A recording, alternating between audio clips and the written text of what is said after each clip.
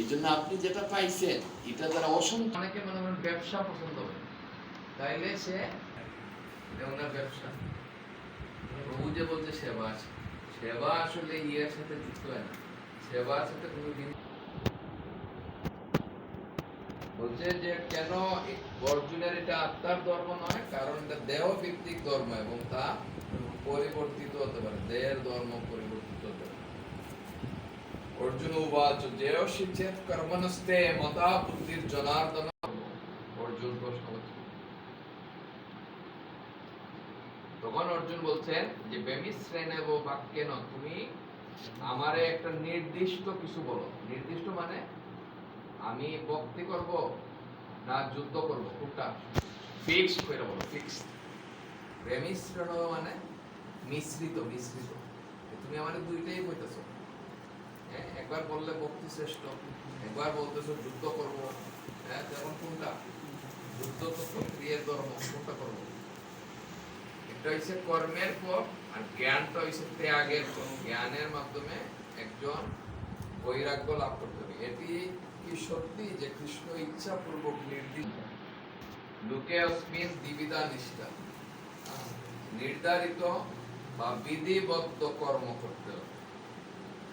কারণ আপনার যেটা স্বভাবজাত ধর্ম, ওইটা করেই আপনি মুক্তি লাভ করতে পারবেন, ভগবত ধামে ফিরে যেতে পারবেন। কর্মযোগ, কর্মযোগের সংজ্ঞা হচ্ছে যিনি তার কর্মফল দ্বারা ভগবানের সাথে যুক্ত হন। এখন আপনার যে কর্মটা, এটা যদি ভগবানের সন্তুষ্টির জন্য হয়, তাইলে এটা কি হবে? কর্মযোগ। গীতার প্রত্যেকটা চ্যাপ্টারের পিছনে দেখবেন যোগ শব্দটা, কর্মযোগ, জ্ঞান যোগ, ধ্যান যোগ, বিজ্ঞান যোগ। মানে আপনার এই কর্মের কর্মযোগী ন কর্মান মনারম্ভান নৈষ্কর। বুঝতে পারছেন ফিলোসফিটা? তার মেয়াদ হয়েছে 1 বছর কারাগারে। এটা হচ্ছে নিষ্ক্রিয়তা, তার যে বাহ্যিক ভাবে ত্যাগ করছে, কিন্তু ভিতরে ভিতরে বুকের বাসনা আছে, সে কি বুঝতেছেন? সারা জগৎ জানে আমি ভালো মানুষ, মোবাইলও দেখতেছি সবকিছু দুনিয়ায়, এটা ভালো না মন্দ? আর আমি ভাবতেছি কেউ দেখে না, ঠাকুর করে ফেরে, আমি খোলা খাইয়াম না। এর জন্য শাস্ত্রের নির্দেশ অনুসারে দেখানোর জন্য নয়, বা এটা মানে সেক্সুয়াল ডিজায়ার, কামনা বাসনা, কর্মের অনুষ্ঠান ছিল। ভগবান বলছেন তুমি কর্ম সেম সুরে দিয়া, যেন ভগবান কর্ম করো না, কর্মযোগ সম্পাদন। মানে প্রত্যেকটা জিনিসে আমাদের যে 24 ঘন্টা কর্ম করি, আমরা কখন হতাশ হই? হতাশ কর্ম করো। তারপর ভগবান বলছেন যজ্ঞার্থাৎ কর্মণ অন্যত্র লোকয়ম কর্ম বন্ধন তদর্থম কর্ম কন্তেও মুক্ত সঙ্গ সমাচর। বিষ্ণুর প্রীতি সম্পাদন করার জন্য কর্ম করা উচিত, তা না হলে কর্মই রূপে একটা মেসেজ দিল কেন যোগ্য হিসাবে কর্ম করতে হবে। বহু পূর্বে সমস্ত সৃষ্টির স্রষ্টা বিভিন্ন দেব দেবীকে সন্তুষ্ট করার জন্য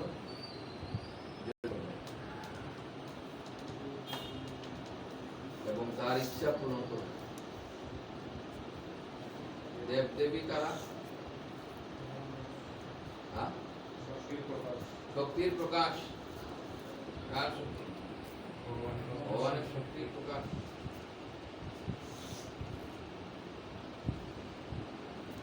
বুদ্ধি,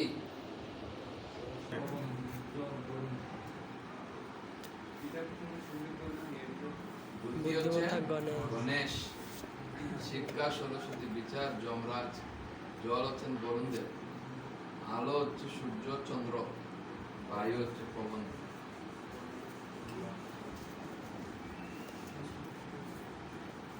এবং যারা যজ্ঞ অনুষ্ঠান করে না তাদেরকে চুর বলা। এখন আমের সিজন, আপনার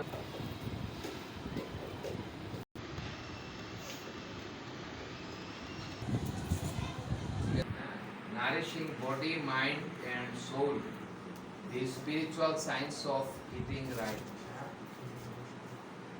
কিভাবে আমরা শরীরকে পুষ্টি দান করতে পারবো, মনকে এবং আত্মাকে, আর কিভাবে আমরা, কারণ যখন তিনি বেদের মধ্যে আমাদের নির্দেশ দিয়েছেন যে কি প্রকার কর্ম করতে হবে আর কি প্রকার কর্ম করা যাবে না, কিরকম যজ্ঞ করতে হবে, যজ্ঞের মাধ্যমে কি হবে, ইন্দ্র খুশি হবেন আর বৃষ্টি হবে, বৃষ্টি হলে কি হবে, শস্য উৎপাদিত হবে, এর মাধ্যমে আমরা জীবন ধারণ করব। এটা হচ্ছে পূর্ণ একটা যজ্ঞ চক্র। ইন্দ্রের উদ্দেশ্যে যজ্ঞ করা, মানে বেদে বিধান দেওয়া হয়েছে, কি বিধান দেওয়া হয়েছে, কিরকম ভাবে যজ্ঞ করতে হবে। ভগবানকে ধন্যবাদ জানাবো। তিন প্রকার কর্ম, কর্মের হয়েছে তিনটা ভাগ। একটা হয়েছে কর্মযোগ, নিত্য কথা কয় সব বিকর্মের মধ্যে ছাত্র কি করবে, কৃতজ্ঞতা প্রকাশ করবে, কৃতজ্ঞতা। মনে করেন আপনার অনেক ফ্রেন্ড আছে, যে আমার তো কোনো জড় বাসনা নেই, তখন কৃষ্ণ কর্ম নৈব হি সংসিদ্ধি, উনি কে, মহারাজ জনক। অপরের জন্য যথার্থ দৃষ্টান্ত উদাহরণ স্থাপন করা।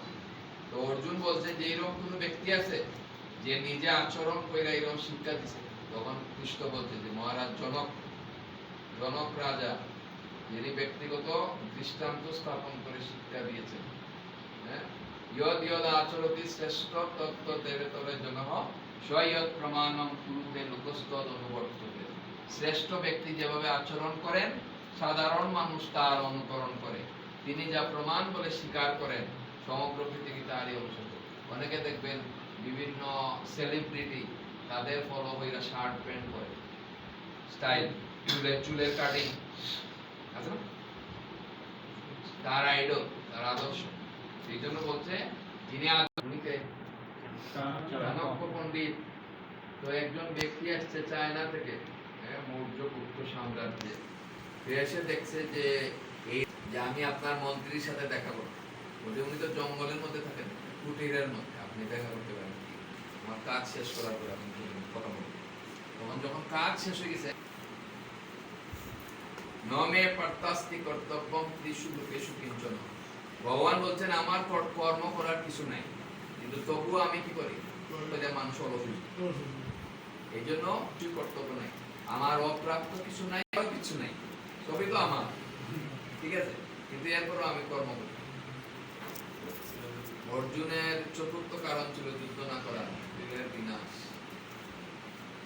কর্তব্য কর্ম পালন করুন, এমনকি যদি তা করতে পছন্দ না হয়, কি বুঝলেন, কারণ না করলে তা ক্ষতির কারণ হবে। বলছে যে তোমার ভালো লাগে না যুদ্ধ করতে, মুহাচ্ছন্ন হয়ে কর্ম করা বানাও, মুহা মুক্ত হয়ে কর্ম করা। অহংকারে মুহাচ্ছন্ন জীব নিজেকে কর্তা বলে মনে করে, মানুষ মনে করে কি কাজটা আমিই করছি, কে করছে, ভগবান করছে।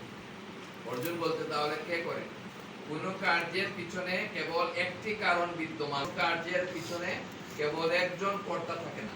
জড়া প্রকৃতির গুণের দ্বারা মোহাচ্ছন্ন হয়ে অজ্ঞান ব্যক্তিরা জাগতিক, আমরা সামনে জানবো কয়টা কারণ থাকে। তত্ত্বজ্ঞানী ব্যক্তিরা কর্ম করে, কিন্তু কেন, কার জন্য, কৃষ্ণ বলছে আমার জন্য কর্ম করে, তোমার জন্য, কৃষ্ণ বলছে হ্যাঁ আমার জন্য, ব্যক্তিগত ইচ্ছা আমার সন্তুষ্টি। এই জড়জগতে আমরা বন্দী দশা, যেমন দেখবেন খাঁচার ভিতরে পাখি যারা পুষে, মুক্ত হইতে হবে, এই জ্ঞান নাকি মুক্ত, মুক্ত মানে হচ্ছে স্বাধীনতা। মানুষ কার দ্বারা চালিত হয়ে অনিচ্ছা সত্ত্বেও যেন বলপূর্বক নিয়োজিত হয়ে পাপ করে, হেভি প্রশ্ন করতে হতো। অর্জুন কি বলতেন, বলতে আমি পাপ করব, স্বধর্মে করো, কেবল স্বভাববিহিত কর্মের দ্বারা কেউ হইছে শেষ রূপ। তত কেন প্রযুক্ত এবং পাপম চলতি পুরুষ অনিচ্ছন্ন বিবাহ স্নেহ বলা দীপ নিয়োজিত, কে আমার জোর কইরা করায়, এই ভগবান আনসার দিচ্ছেন, কে করায়, কাময়েশ। সবচেয়ে বড় সমস্যা কোনটা, যৌন আসক্তি। এটা কি বোঝানো হয়েছে জানেন, কামের প্রভাব, মানুষের মধ্যে কামের প্রভাবটা হয়েছে সবচেয়ে কম। তিনটার মধ্যে, পশুর মধ্যে আর বৃক্ষের মধ্যে সবচেয়ে বেশি প্রভাব হচ্ছে বৃক্ষের মধ্যে। বৃক্ষ খেনে এরকম জামা কাপড় ছড়া বই আছে।